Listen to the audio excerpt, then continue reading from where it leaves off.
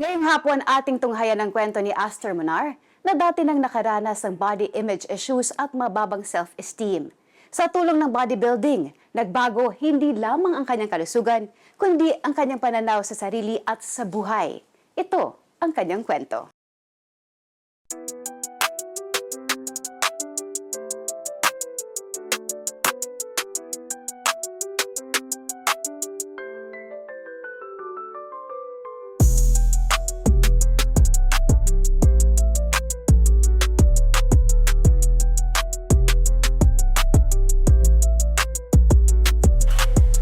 Si Aster Monar ay isang matipuno at hinahangaang bodybuilder na kinikilala ng marami sa kanyang dedikasyon at mga parangal sa larangan ng bodybuilding. Subalit, bago niya nakamit ang tagumpay, dumaan siya sa ilang matitinding pagsubok sa buhay. Isa na rito ang pagiging madalas na may sakit noong kabataan niya, kasabay ng mga maling desisyon na humantong sa mga bisyong nagbanta sa kanyang kalusugan. Before bodybuilding, as a kid, medyo sakitan talaga ako. Hindi man medyo, actually madalas. So, may asthma kasi ako na malala. Pero I was under the impression before nung bata ako na hindi yun nakakamatay. Then lately I found out may nakakamatay pala sa asthma. But anyways, nakatulong naman yun para hindi ko siya masyadong babyhin, ganun. So yun nga, I was struggling with it. Having inhaler, yung mga machines pang asthma para makahinga, even resorted to yung mga seahorse, ganyan. Then as I grow up, syempre high school, so medyo napapabarkada. So mga mga vices and stuff like that. So medyo unhealthy talaga siya yung buhay ko nun before fitness. So masakit, yan, sakitin, sobrang payatot. Nagsimula ako magbuhat, I was weighing 90 pounds. So ngayon, 142 pounds na ako na muscle. Bukod dito, inamin niyang dumaan siya sa isang yugto ng malalalim na insecurity sa kanyang pangangatawan at nakaranas din ng pangungutya at pambubuli. I don't really have a lot of pictures, even Facebook time. Sorry kasi I'm 41 na, so I'm old. If I have, puro baggy yung suot ko nun. Makikita mo sa mga post just before nga hip-hop era. So yun yung time na anak ko before. So basically yun yung nandun ako sa genre na yun. So I was hiding a lot, not taking up photo that much. Basically parang medyo sort of like a little bit of introvert. Kasi nga wala kang confidence sa sarili mo eh. Tapos may sakit ka, ganyan. So those are the things that you're facing. So thankful that hindi ako sumuko sa ginagawa ko. Although before, I remember nun sa Bakal Gym, whenever I enter the gym, may mga tumatawa kasi doon. Kasi haba ng hair ko, sobrang payatot ako. So tao sila ng tawa doon. Kasi alam ko pa ako yung pinagtatawanan, may mga naririnig pa ako ng mga ting-ting, ganyan. Tapos nung nagka-muscle na ako na konti, sinasabihan ako, sampalok, ganyan. So basically, dahil ganun, no? Siyempre, kung ikaw na bilib din ako sa sarili ko na pag may mission ako, hindi ako sumusuko kahit anong mangyari. So kahit pagtawanan ako. So siyempre, gumawa ako ng way para ma-block ko yun. Doon na lumabas yung headset. Di ba? Headset ako ganyan. Paso ako doon sa gym. Wala na akong pako doon. Buhat na ng buhat. Ngayon, yung mga tumatawa na yun, yung nakita ko ngayon, wala na. Puro bilib na sila. Nagbago ang takbo ng kanyang buhay nang matuklasan niya ang kanyang pagkahilig sa bodybuilding. Actually, meron akong friend nun na cameraman. So basically, he's going to cover a bodybuilding show, which is ANB. That's Australian Natural Bodybuilding.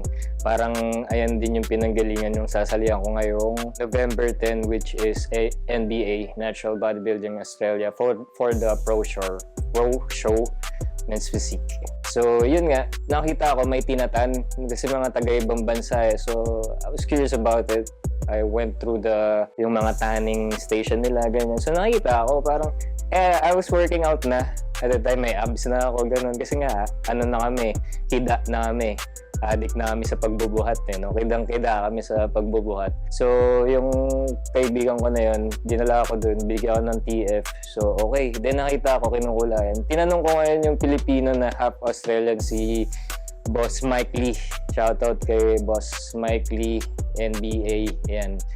Siya yung nakipag-uusap ako sa kanya. Siya yung sinabihan ko na, boss, ba pwede ako sumali ng Filipino athlete, ganyan. Sabi niya, pwede naman. Tapos wala pa akong pambayad nun. Sobrang bait ni Kuya Mike. Sabi niya, sige, bukas ka na magbayad. Kulayang ka na namin ngayon. So, walang prep. Sumali ako dun. Naka 4th place naman ako na may mga natalo ako, mga foreigner dun. So, sa feeling yung kapag, alam mo yung Pilipinas, yung, ayan, kahit saan larangan, may it be a small sport, big stage, small stage, a win is a win. Philippines pa din yung tatak mo. So, di ba, manalo matalo, Pilipinas, dala mo. So, you gotta do 100% talaga. As in, nakaka-challenge. So, yung upcoming competition right now, sobrang tumaas talaga yung mga naging natural bodybuilders, dumami. Siguro nakikita din nila yung mga postings namin, mga sinasabi namin before, kung ano kami dati, ganyan. So, nakakuha sila ng idea and then transmuted the good things that they got from us, hopefully. And then they tried to grow up on with that. Para sa kanya, mahalaga ang pagkakaroon ng balancing diet at pagiging consistent sa training. Mindset, no, kapag basura yung kinakain mo, syempre lalabas yun sa katawan mo, no, sa pag-iisip mo lahat, you feel sluggish, you feel stressed, na parang di mo maintindihan, di mo alam, sobra ka na pala sa sugar, sobra ka na sa fats, nahihilo ka, mga ganyan. So, I believe in a balanced diet. Pwede naman kumain ng madumi, pwede rin kumain ng malinis, all at the same day. So, like, in my case, I don't eat too much clean kasi sobrang lean na ako. I'm gonna lose the 12 to 10% fat na necessary sa katawan ko if I'm going to eat lahat puro clean. So, ayun, I eat also burgers, mga ganyan. Tapos, mga pizza, yan, pasta. But not a lot. Parang, lang, in a week, mga twice, mga ganyan. Thrice, ganyan. As much as possible, what I eat, mga adobo, tinola, nilaga, what they call this, munggo, and yung mga eggs, yung mga real food, and mga paknet, sarap yun. Chocolate, pag alam mo kung pa-compete na ako, dark chocolate na yung kinakain ko niyan, hindi na yung masyado. Pag walang competition, yan, kain. Pero syempre, mas maganda yung lean bulking. Wino-workout mo din yung abs mo pa din. Kasi pag kumain ka ng kumain, hindi mo siya wino-workout, mag-accumulate yung fats doon. So, kailangan talaga, nandiyan na siya, alaga mo. Pwede, kung gusto mo mag-lean bulking, madagdagan pa. Kumain ka na ng kumain ng madami na malinis. Not too dirty. Para yung quality ng makukuha mong lean na muscle is mas maganda. Masaya at taos-pusong ibinahagi ni Aster ang mga pagbabagong dulot ng sport na ito sa kanyang buhay. Yung sa health ko naman, nawala yung asthma ko. Nawala. Tapos sa confidence ko, yung pagsali ko ng bodybuilding na biglaan. Hindi na ako napapalitan ng girl ko. Joke lang. Hindi na tayo niloloko. Sarap na mag-picture, dami na tayo picture. Kasi pasensya na guys, so syempre nung bata pa, wala kang ka-picture eh, diba? So nung ngayon, medyo gumanda na yung katawan natin, halos everyday na ako nagpipicture. Kasi parang wala lang, natuwa na rin ako. Tapos parang naging habit na siya. So I think until I grow old, I'll have something to look, diba? Kahit matanda na ako, titignan ko, ito yung time na ganito ako, ganyan. So meron ako mare-resonance dun sa mga pictures na yun. Lumakas talaga kasi, as you know, I've been living alone for a long time. I wouldn't even survive if I'm not gonna be able to withstand all these mga challenges in life, mga obstacles. First, you gotta believe in God, like 100%. If you're alone, you have no one to talk to and stuff like that, go to church, pray, believe, study. That's what I do eh. On my dead time, kung wala akong client, mag-isa ako, I research, ganyan. You gotta be hungry with knowledge. It's the only way. Kasi if not, you're going to stagnate yourself. You're going to put a border on yourself. You're going to be the one na magsa-self-destruct sa sarili mo kasi ikaw yung mag-control niyan eh. This body that you have right now is just like a machine. Don't let it control you. Ikaw yung nag-control niyan. So, yan. Kung ano gusto mong gawin, put your heart in it, 100%. Then, yun lang. Believe in God, that's it. Huwag madaliin ang proseso ng workout. Ito ang isa sa pinakamahalagang payo ni Aster para sa sinumang nagnanais makamit ang kanilang body goals. Ang pagtuon sa tamang proseso at pag-unawa sa katawan ay nagdadala ng mas matatag at pangmatagalang resulta. Just do it. Stop procrastinating. You have to start now. Kasi when you grow old, when you get sick, hirap na doon ka pala magsisimula. Diba? You gotta push yourself. Kasi wala na magpupush yan. Put yourself in a 1 year na parang goal. Diba? Mag-set ka ng goal na 1 year. Attainable na yun. 1 year yun.